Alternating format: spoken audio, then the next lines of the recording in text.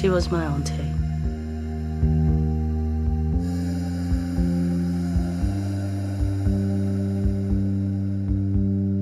She was one of my best friends from school.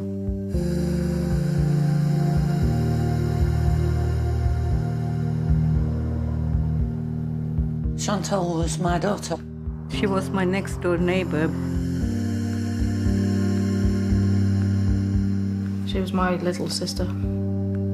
She was my mum.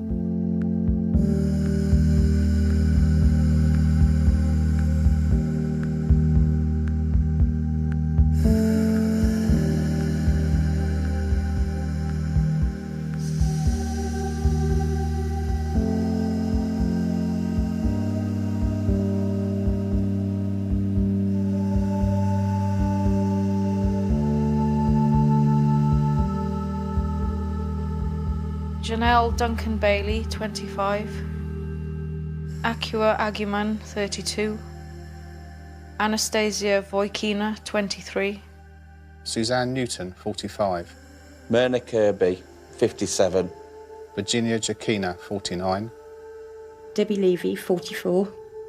Samantha Medlin, 24.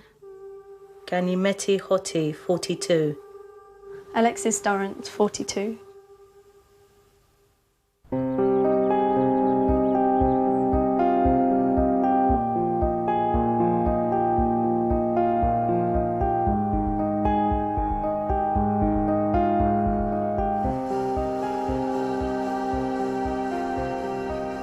It always really annoys me when something happens to somebody, how suddenly they become the most genuine, lovely, wonderful person in the world, when not everybody can be. Does that make sense? But this girl, like, so real, so clumsy and dopey. She was so dopey, wasn't she? The things she used to come out with. Oh no. You were like, did she just definitely You say definitely that? just said that. In the middle of town in front of everyone. Perfect. I knew her from working with her in the care home. I remember when she first started, then obviously like I wear fake tan and stuff, and she was like, oh, let's go shopping. And she spent about £100 on like fake eyelashes, fake tan and everything. And then whenever we went out, I'd always have to like fake tan all her legs. And then she'd always get drunk and spill her drink, and then she'd have white lines all down her legs. That used to make me laugh. When she was 19, Kirsty had a baby girl called Brooke and began raising her on her own.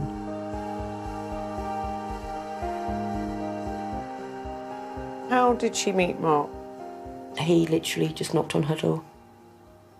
He'd just got out of prison the day before. She told me that, wasn't it like he beat somebody up or something, wasn't it? And I just thought, that's not really someone that I want my best friend to be with, like somebody like that. Suzanne Cole, 54. Jennifer Rennie, 26. Denisha Arthur, 30. Pamela Jackson, 55. Deborah Simister, 45. Lisa Clay, 40. What do you think that Kirsty saw in him? What was he like? No idea. Absolutely no idea. So different from any other boyfriend she'd ever had. In what way? He looked a mess. Absolute mess. Scruffy. Long bushy hair. Tracksuit bottoms all the time and T-shirts. Not her usual type at all. Did you get the feeling that Kirsty was in love with him? Yeah. Kirsty was like besotted with him, even though it was like literally like a week, 2 weeks after. She was just like fascinated by him, even then. Kirsty started to drink quite heavily with him. Where she always drank socially before. She was drinking more than what you'd call the normal. Did he steal her card and go and buy drugs with it? Yeah, bank card. Yeah. Went and bought drugs with it and spent all of her money on drugs so she couldn't do the food shopping, and that's what the money was for. But she was also very worried that when he went out, he was going to leave her forever. And that he was never going to come back again. Yeah. That's what she really panicked about that. If he left, that was it. He was never going to come back. And she'd ring him 100 times just to make sure he was coming. So he really had a hold over her, didn't he? Yeah. Massive, massive hold.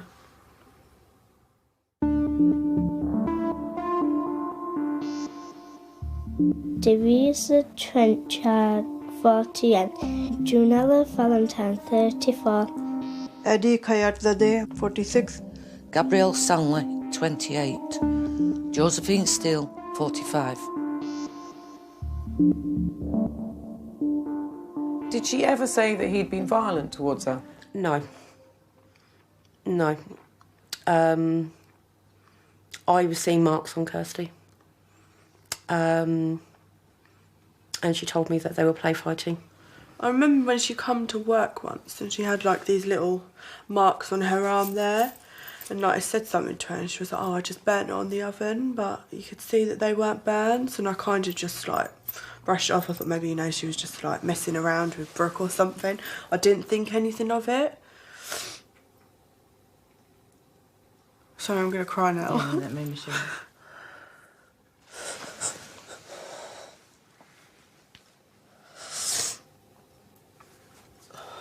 Don't cry. Smudge your eyeliner.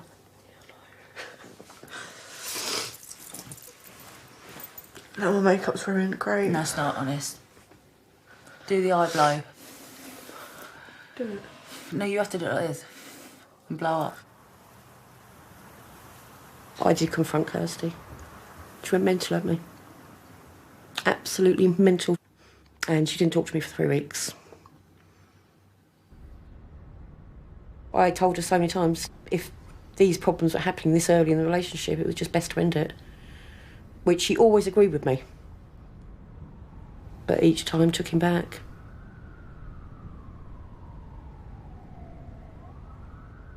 In the summer of that year, she became a lot of the time tearful, down. She lost a lot of weight very quickly. She just looked worn down. By September 2013, Mark had been living with Kirsty and Brooke for 9 months. Was Kirsty quite isolated by then? She had really lost everybody. Like, they had an argument and he was like, I'm going to, like, make sure that you've got nobody. Like, you're going to lose all your friends, and that's what happened. Yeah, that is what happened. Like, she did literally just lost everybody because of him.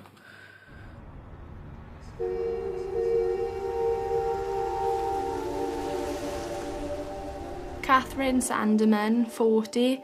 Rida Zainab, 21. Jade Watson, 22. Paula Newman, 20. Tracy Topless, 47. Carol French, 73. Aisha Allam, 49.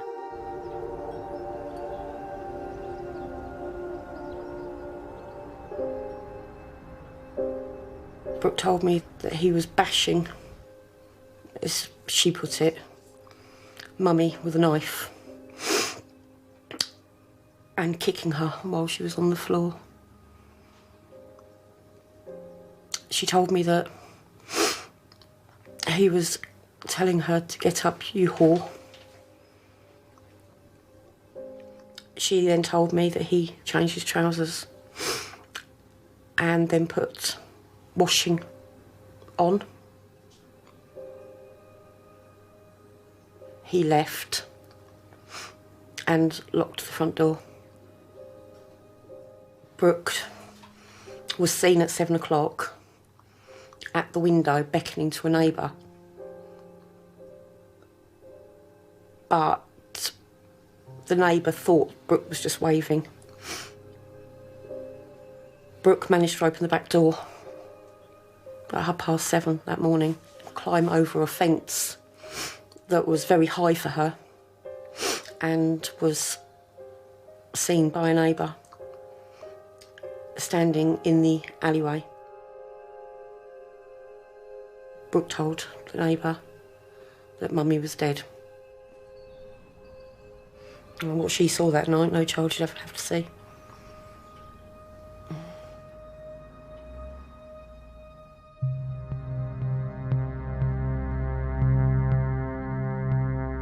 Nika Inayat, 52, killed in a fire set by her husband.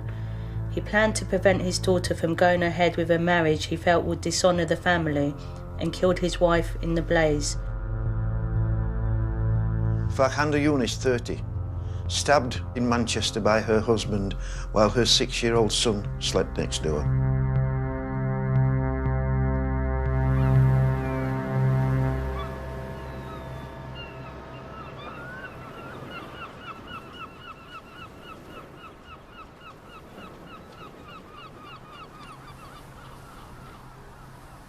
I used to tell him when I was littler that I just hated him because I just didn't want to be left alone with him. I'm not sure what it was. I just didn't feel safe around him.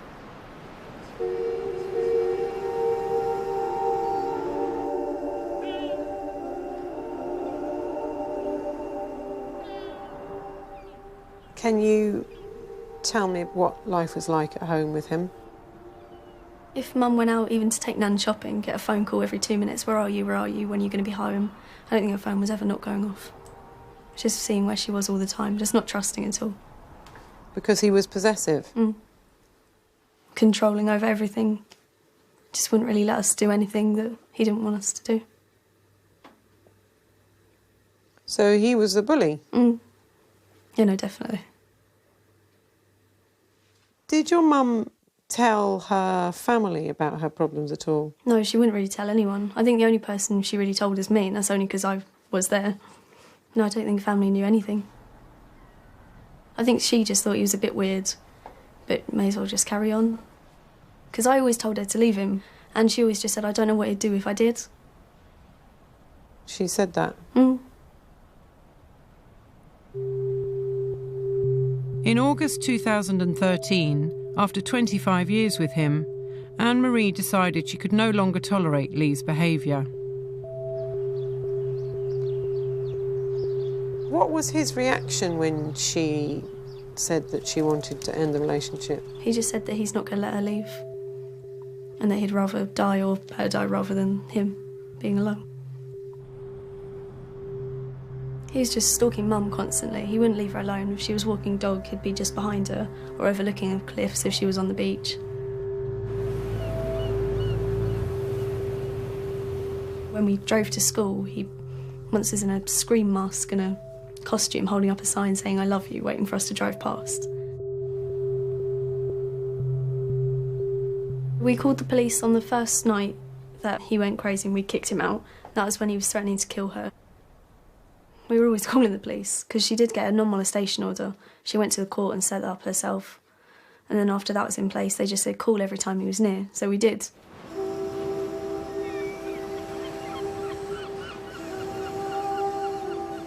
Heather Arthur, 50, stabbed in Newcastle by her husband of 30 years when she told him she wanted a divorce.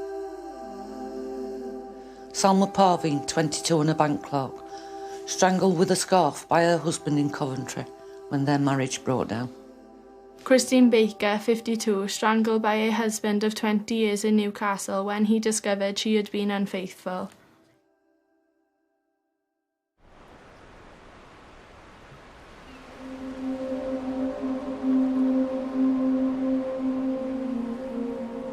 It was just a normal morning. I just got up for school. When we went in the front room to get my shoes on, Dad jumped out of the pool house and ran up the end of the garden, jumped over the fence. So Mum called the police straight away, and then she was on the phone to police as she was driving me to school. So last time I saw her, really, she was on the phone to police. There was an appointment that had already been set up for that day at 6 o'clock, and that's how the call was left, that she would attend at 6 o'clock that evening. And obviously nobody could have foreseen what was going to happen during the course of that day. We know he walked along the coast. He walked to where he knew that Anne would be. By his reckoning, was there about 12:10, waiting to meet her. I think he said that he tied a rope round her head and then hit her over the head with a big branch and then tied it up more, kissed her, said he loved her and then drove away. Once he killed Anne, we know that he took the dogs back that she was walking to the owners. He then went from there to a local Asda store in Broadstairs, where he went to the toilets and washed the blood and mud off himself.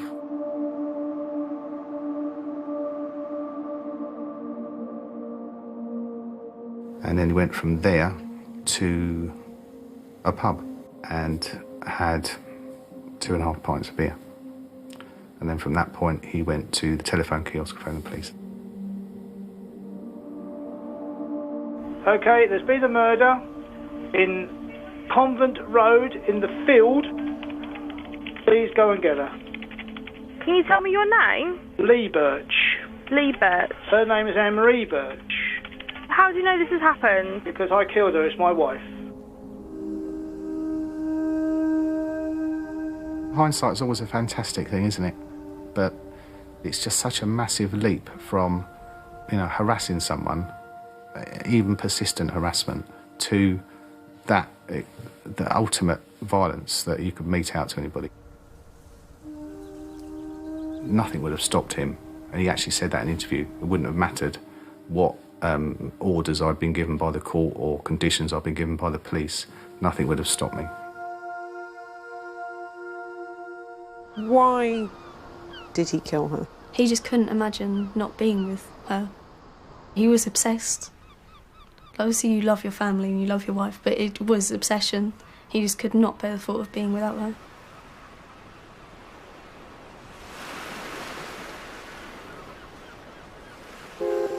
Margaret Knight, 77. Margaret McCarthy, 63. Yvonne Walsh, 25. Fatima Bastiani, 43.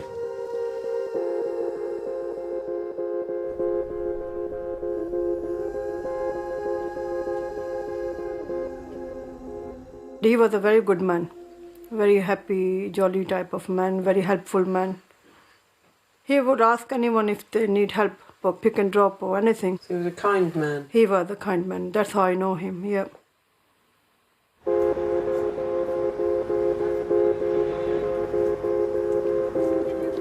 In 2000, Muhammad Ali, owner of several shops, met Amina Bibi, known to her family as Asia.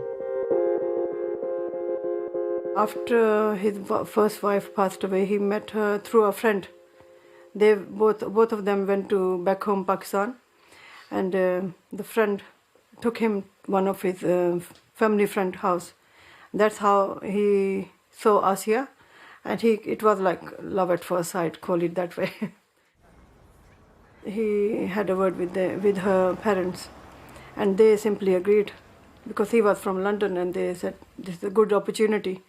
Let's get the daughter married to him. Very simple girl. She wasn't educated. She could hardly speak any word of English. Did she want to marry him, do you think? Well, she had no choice, I think. She was a nice wife, nice mum. Overall, she was a good lady.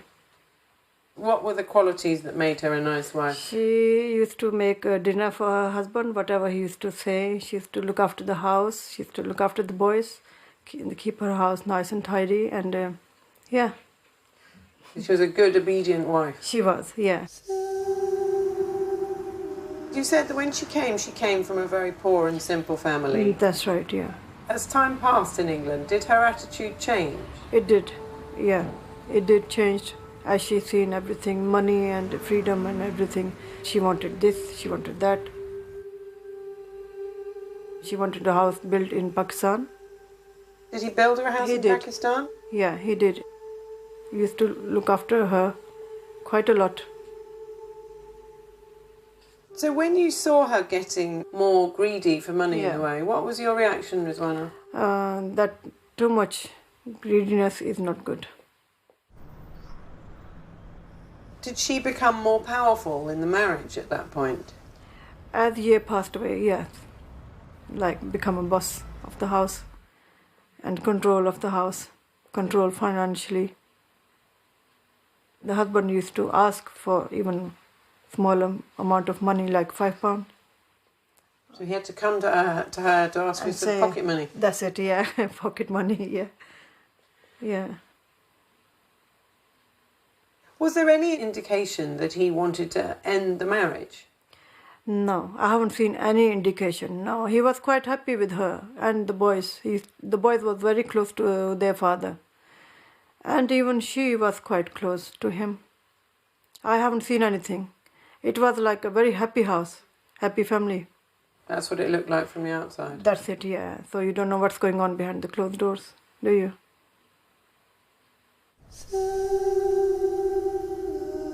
Barkarani, 24, strangled in Walsall by her husband when she discovered their arranged marriage was a cover for his homosexuality. Gemma Finnegan, 24, strangled and stabbed in Tyne and Wear by her mentally ill boyfriend, who believed she was possessed by the devil. Marion Vita, 48 and mother of one, stabbed in Glasgow by her husband of 19 years after he discovered she was having a lesbian affair.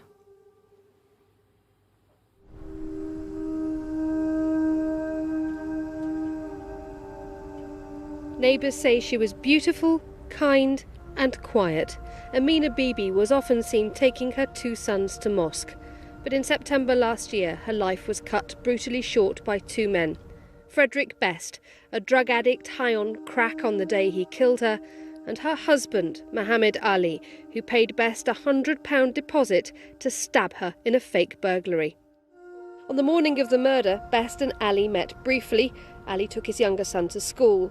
Then Best let himself in with a key Ali had cut for him, and Amina Bibi was stabbed 72 times. What do you feel about what happened to her? I feel very bad. I feel very, very bad. She was brutally murdered. This is not a nice way to do. Not a nice way to end the relationship. This is not the solution, no. You should have divorced her, got separated from her, or could have done anything but not killing. No, this is not the solution. No, not at all. Mohammed Ali is in prison serving 24 years for murder, and Rizwana is raising the two boys.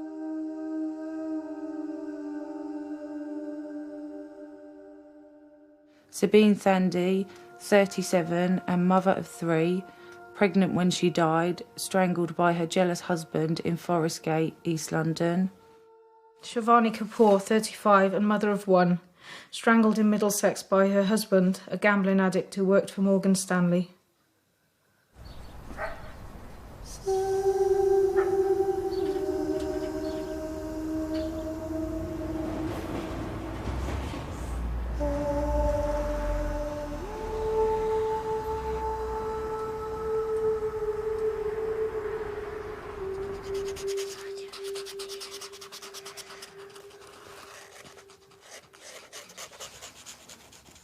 So, girls, are you normally this peaceful and just playing quietly together? No.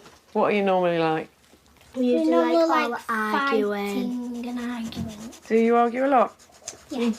Have you always argued a lot? Yeah. Sort of. Yes. The answer's yes. And what did your mum used to say when you used to argue? She just said, be quiet, and Dad used to send us on the naughty step. What did you call her? Blondie.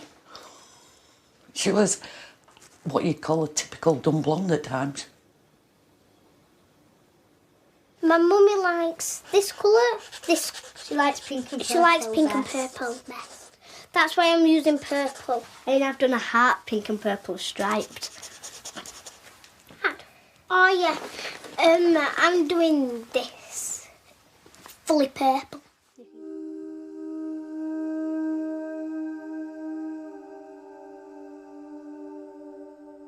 She loved the girls. She thought the world of the girls. She'd do anything for them.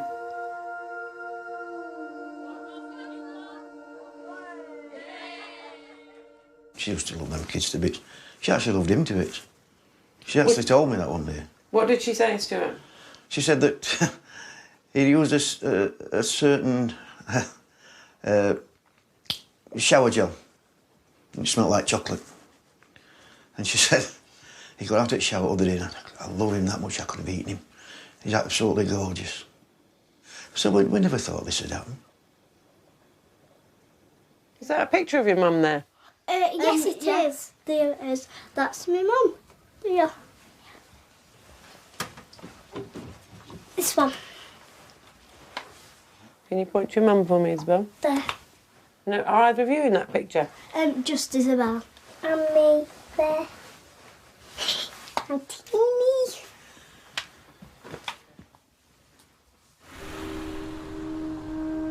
Chantal met Stephen Barnsdale Queen in 1998 when they were both working in a nursing home.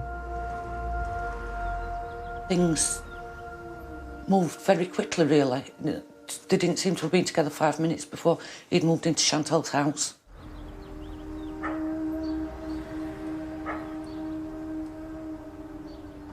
He had no friends. Strange. I nicknamed him Billy No Mates. It was as if he didn't want to leave Chantal on her own. Was he ever physically violent or abusive to Chantal that you were ever aware of? Not that I'm aware of, no. Not at all. Not physically, no. But he used to check Facebook messages. He used to check a telephone. He was in control of all the financial things. You know, he'd have Chantal's bank card, and if Chantal needed money, he'd go to the bank and he'd get the money out. I cannot imagine how he allowed money to be spent without a knowledge, debt to be built up without a knowledge.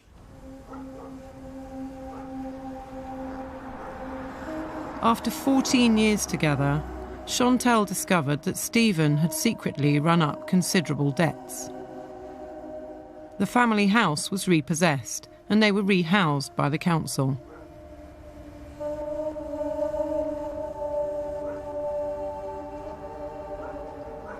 What we didn't realise at the time is that he was hiding mail again. He was hiding letters underneath the units, the dining room units, underneath the spare wheel in the car. All odd places that you wouldn't expect to find mail. So the debt was building up again and he was concealing it again? Yeah. Mm-hmm.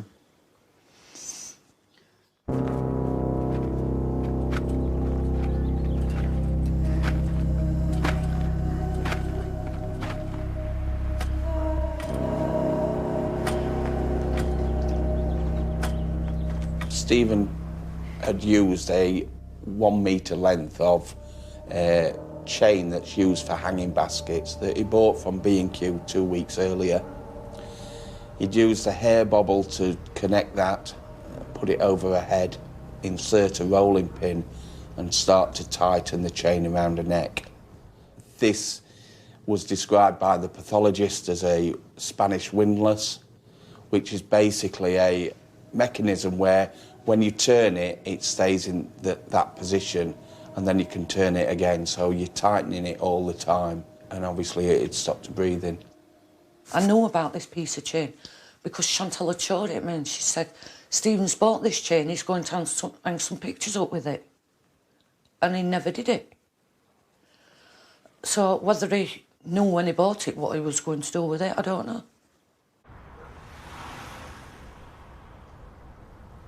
Why did he kill her? We don't know. We don't know. We're assuming that it was all about money.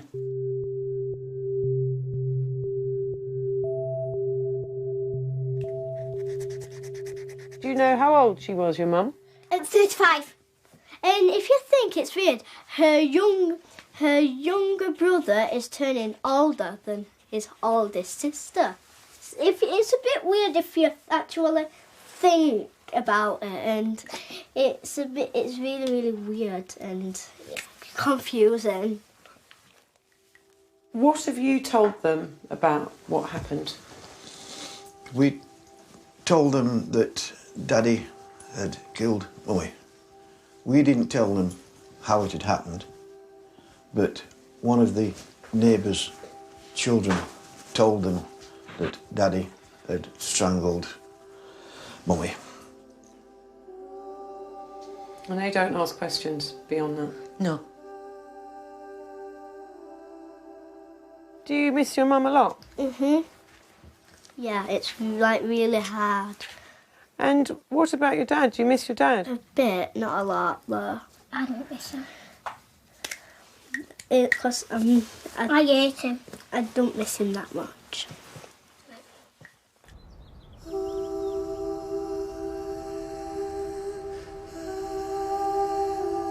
Dmitrina Borisova, 46, stabbed 17 times in the street in Sheffield by her ex-boyfriend who had lost a custody battle over their 2-year-old son. Victoria Rose, 58, shot dead in Wiltshire by her ex-boyfriend, a retired police inspector who then shot himself.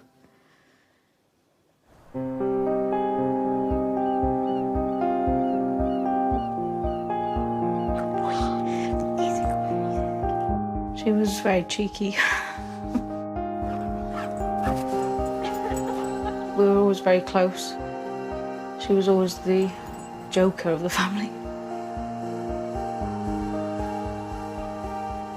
When she hit teenage years, she became a depressive. What age did that happen? Well, when she was in school, she sort of fell in with the wrong people when she was about 15, 16. And she didn't do very well at her exams because of that. And I think from there, her behaviour got worse.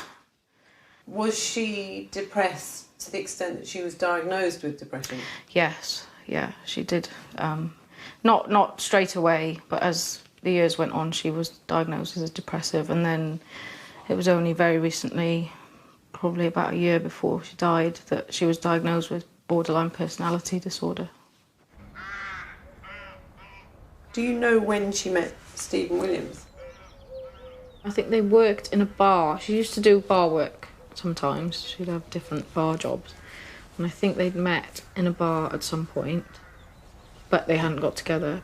But she was only seeing him for about 3 weeks before he stabbed her. And we didn't even know she was seeing him. All she wanted was to find someone and be in a relationship and be loved. So that's why she was always head first into everything. And she'd already said to her friend that, she was really happy and he was lovely and he might be the one, and because unfortunately, that's what she did. And I think he saw that and took advantage of it. Jane McRae, 55. Julie Beattie, 24. Rosemary Gill, 48. Alexandra Kovacs, 25. Jean Redfern, 67. Keisha McKenzie, 28.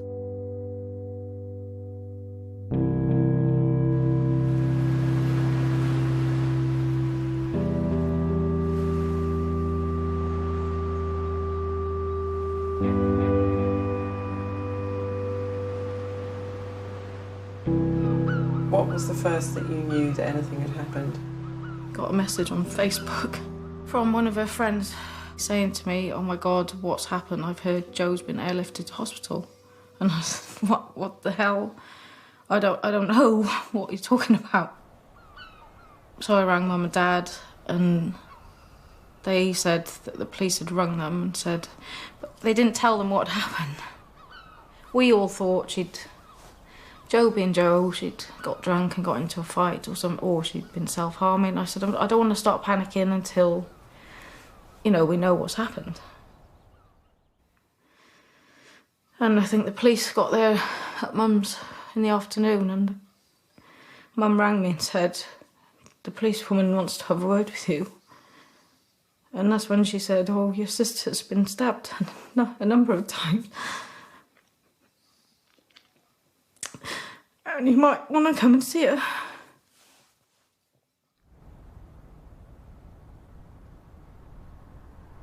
They basically were saying that we don't know if she's going to make it.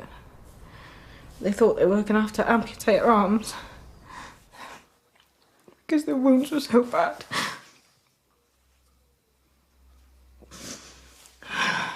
So we got straight in the car and went straight to the hospital and met Mum and Dad there. we all thought she was going to be okay because she was awake, she was lucid. I said, "Who did this to you?" And she said, "Oh, it was somebody I know. He's called Stephen Williams." She said they'd had a row in the evening and he tried to rip a radiator off the wall. So she told him to leave. And she said he'd flipped and got a knife from the kitchen and started stabbing him.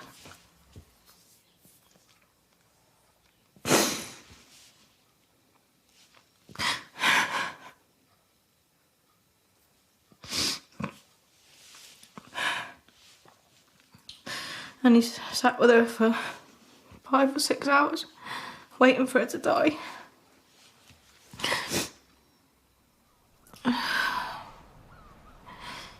At one point she said she remembers taking like a really deep breath, and he said, "Oh, will you just fucking die?"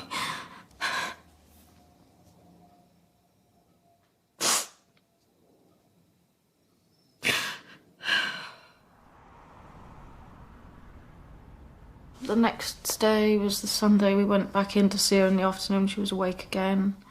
She was obviously on a lot of morphine. But she was being Jo. She was joking with the police officers. They were trying to take DNA from under her nails. And she was joking with them, saying, "Oh, watch that nail because I picked my nose with that one."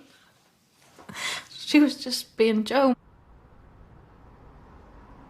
On the Sunday we finally spoke to someone and they told us, you know, how serious it was, but they sort of said, well, you know, she's out of the woods. But yeah, we all thought she was going to be okay. But then the next morning we rang the hospital and they said she'd had problems breathing and she was getting distressed, so they had to sedate her and put her on a ventilator. And she never came out of it.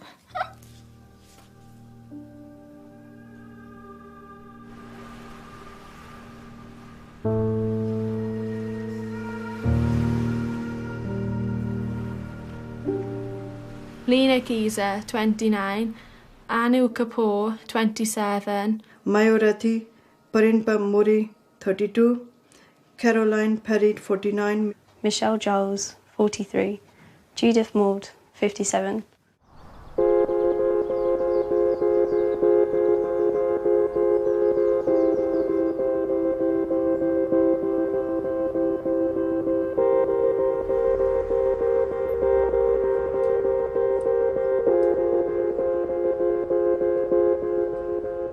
Describe your mum's personality to me. She was a bubbly, friendly, outgoing person. She enjoyed helping others. She was really caring. She'd do anything for anyone. Yeah. Can you describe your father's personality to me? Controlling. He's not a very nice man. No.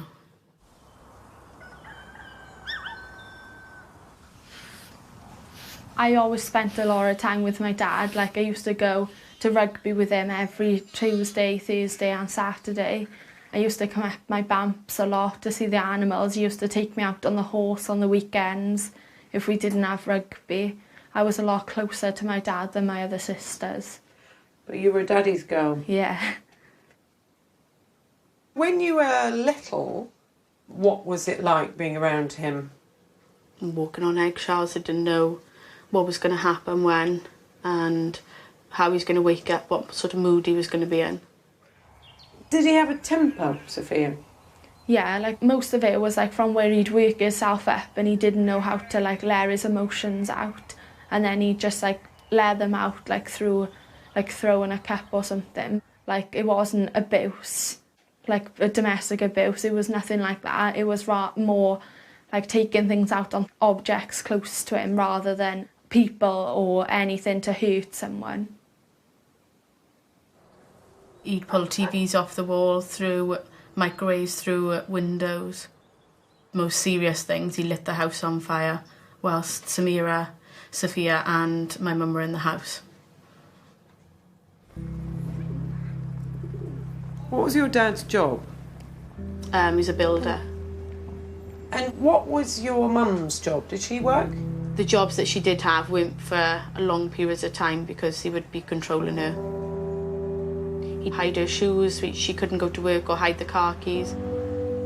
He put an app on the phone, so whenever she had a text, it'd read out the name. Or whenever she had a phone call, it'd read out the name, so he knew who she was speaking to. Well, it would speak the name out loud? Yeah. I know it sounds crazy, but she stayed with him for quite a life. It's hard to move your family away from what they know, what they surround, you know, their school, their friends. She was trying to do her best for her kids. In 2011, Calvin's behaviour became increasingly erratic, and he made the decision to leave the family home. He still had control over my mum because we still lived in the house. He'd come up in the morning, about 8 o'clock, make sure she was up from bed by making her a cup of tea. And then he'd come back during the day then whilst he was in work and after work. Mum knew that he was still controlling her. My sisters are making out to be like 10 times worse than what he actually was.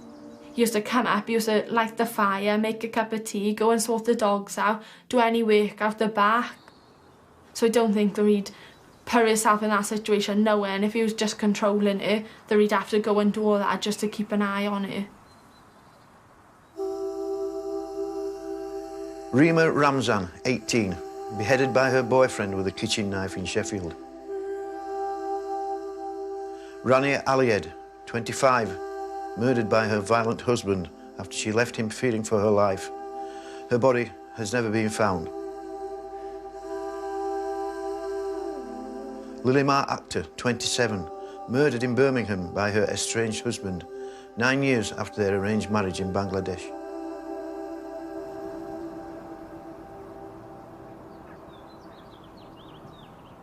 A man from Bridgend has been found guilty of murdering his wife by strangling her with a dog lead. Asia Newton was found in the bedroom of her home in Pencoed last July.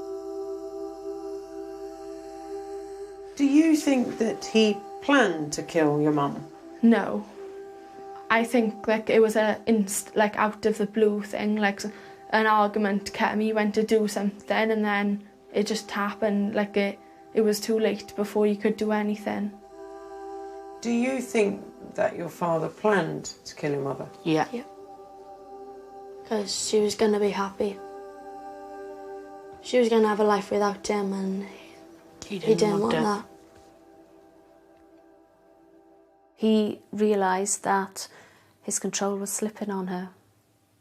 She was a possession, and I believe that he felt his control was slipping.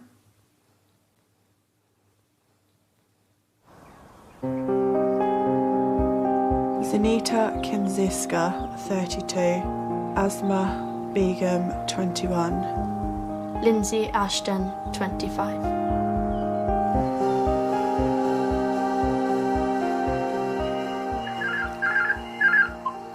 Hello? Alright? Yeah, yo? Yeah, not too bad.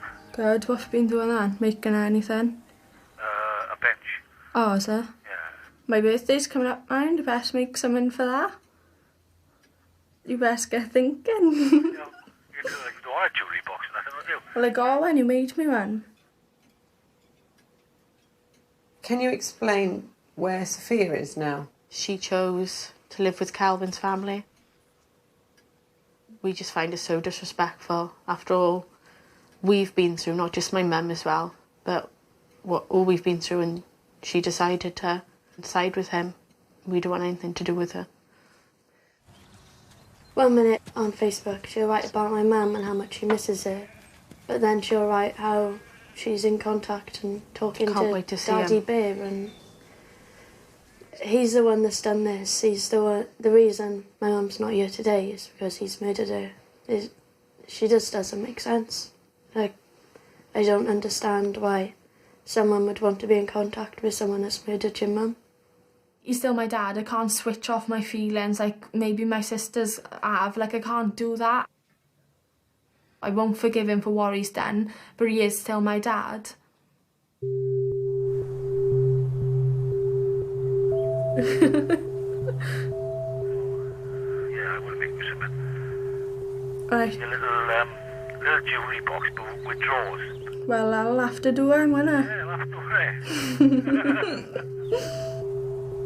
Got gym now though, I'm new. I'll leave you going because I got college as well. Then. Love you. Love you, tra. Yeah, tra.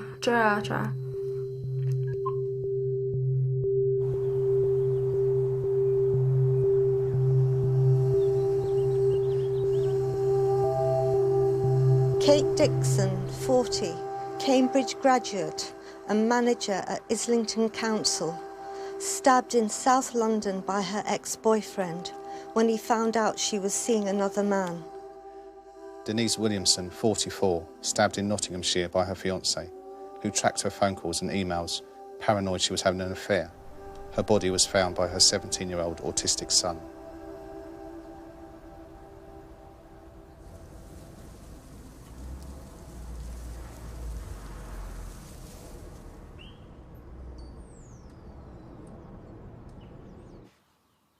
What relationship was Chloe to you? She was my mother. And what relationship was Aris to you? He was my stepfather.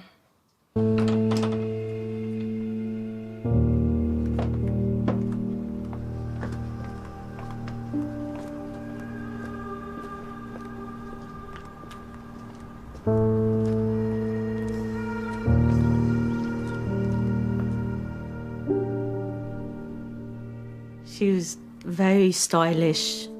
Her hair always looked great.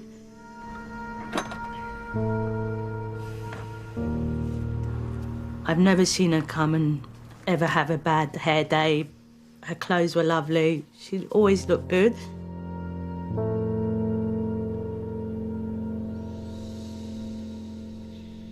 All her stuff is neat. Look at the drawers. There's her night dresses. Look there. Like, there's her night dress. It's all still folded up. She was so neat and tidy.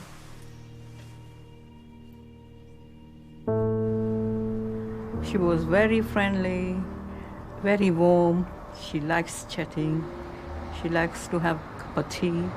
So you would have Always. a cup of tea with her, would you? Whenever she sees me, come and have a cup of tea with me.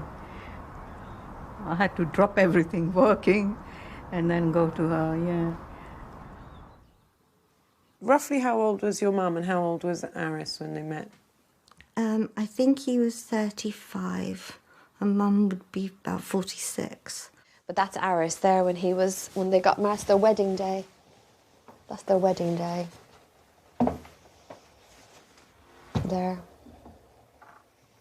She never changed much, actually.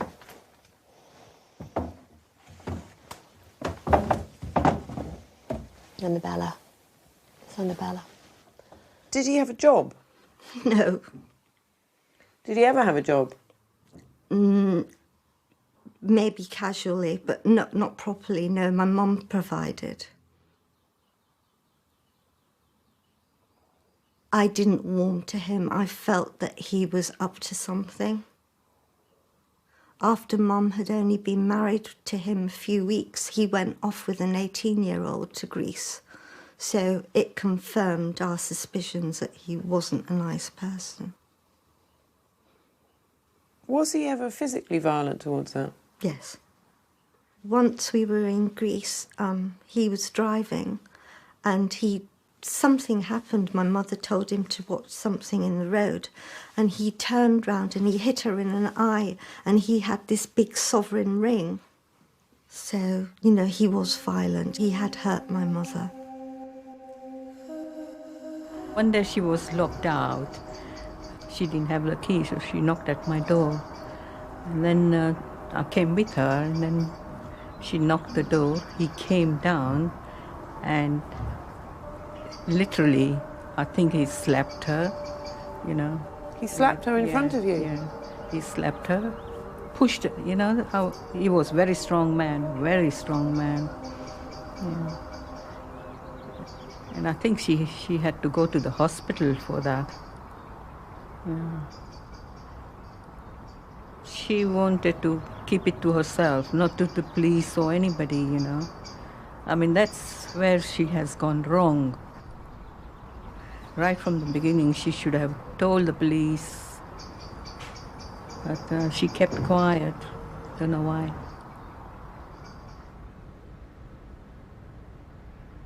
Was she a proud person? Yes. I think she would have been quite sort of, not ashamed, that's not the right word, but maybe a little bit embarrassed to tell her family the extent of what was going on.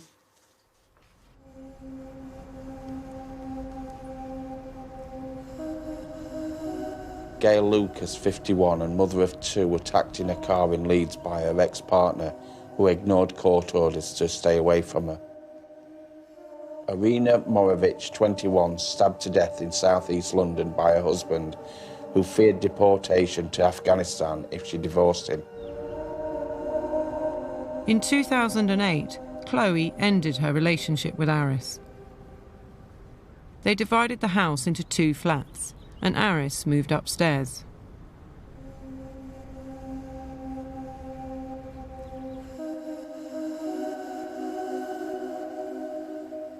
He started to become deluded, paranoid deluded, and he said that there was an assassination plot, that her brothers were colluding to get him killed. I wanted to take my mother away from there, but she wouldn't go. That was her home. She wouldn't leave.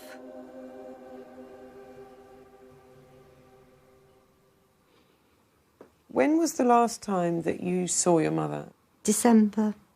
Did she mention Aris at that time? Well, he was looming around, but he didn't look well. Did he go to the doctor? Yes. They took 2 x-rays. The second x-ray showed cancer. And this is what triggered everything off. This is what led up to my mum's murder. Julie Connaughton, 57, attacked with a hammer in Chesterfield by her husband of 9 years when she filed for divorce. Jane Wiggett, 57, strangled in Cheltenham by her ex-husband, who had been violent towards her throughout their 30-year marriage.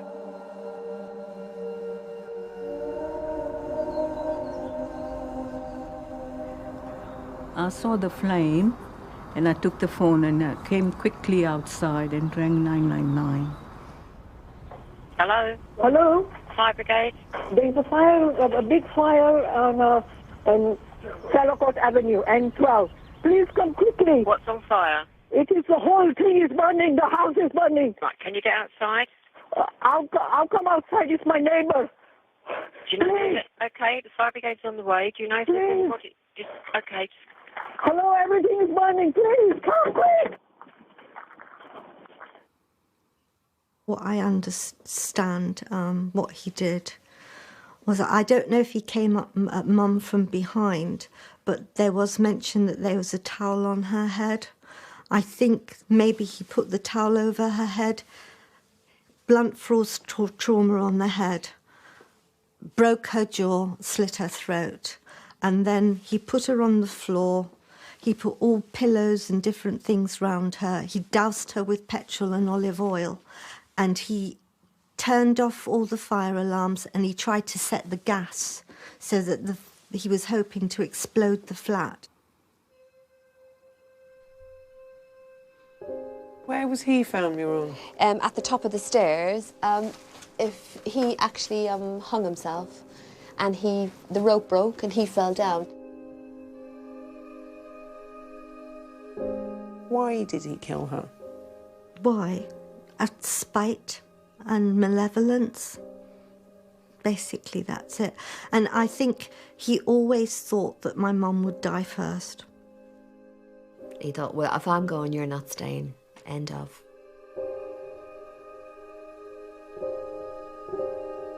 Why should she go like that?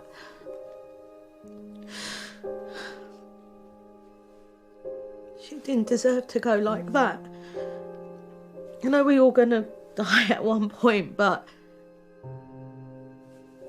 she should have gone in comfort with her family there. She was, she could have lived another 10 years more. she was healthy, that there was nothing wrong with her, you know. Just wrong.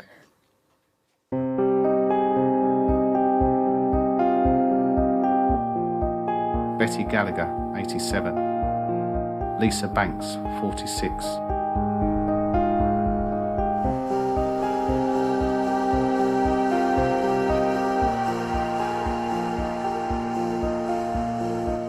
My whole life has changed now. I went off the rails massively.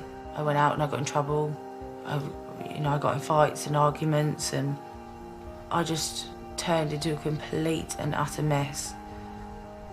And are you all right now? I'll never be okay. You'll never ever be okay. And has it made you wary or mistrustful of boys Everyone. since then? I'm like it with everybody now. Yeah. I don't really trust anybody. And do you think it will have affected your capacity to have a relationship? Yeah. Most definitely. Yeah. I didn't realise. It has, isn't it?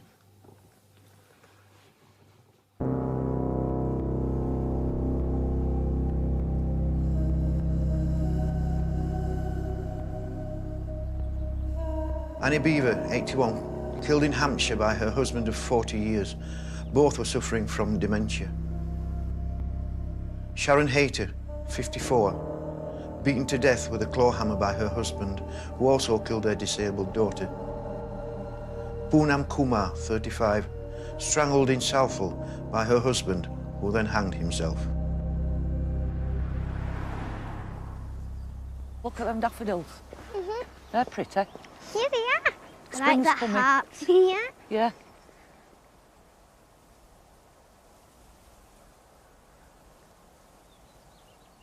Tell her you brought her a drink. Mummy, I've brought you a drink. She liked to have a drink of vodka, didn't she? You'll do it. You do it. That's it. There you go, Shants. She's drinking it, you can tell, can't you? Yeah, it's going down, isn't it, now? She must be enjoying that drink. Yeah. Do you think so? Yeah. Jaden Parkinson, 17. Victoria Adams, 22. Mona's Rafi, 48. Kerry Power, 36. Janet Lockhart, 29. Shamim Gabrielle, 33.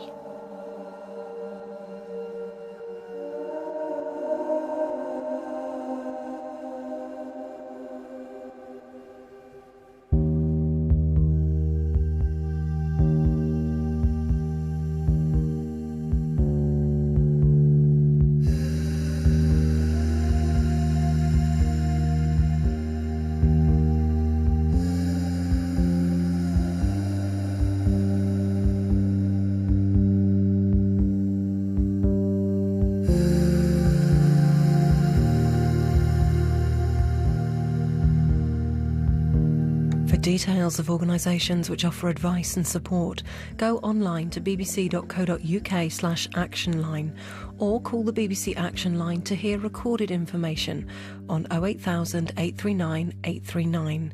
Lines are open 24 hours and calls are free from landlines and mobiles.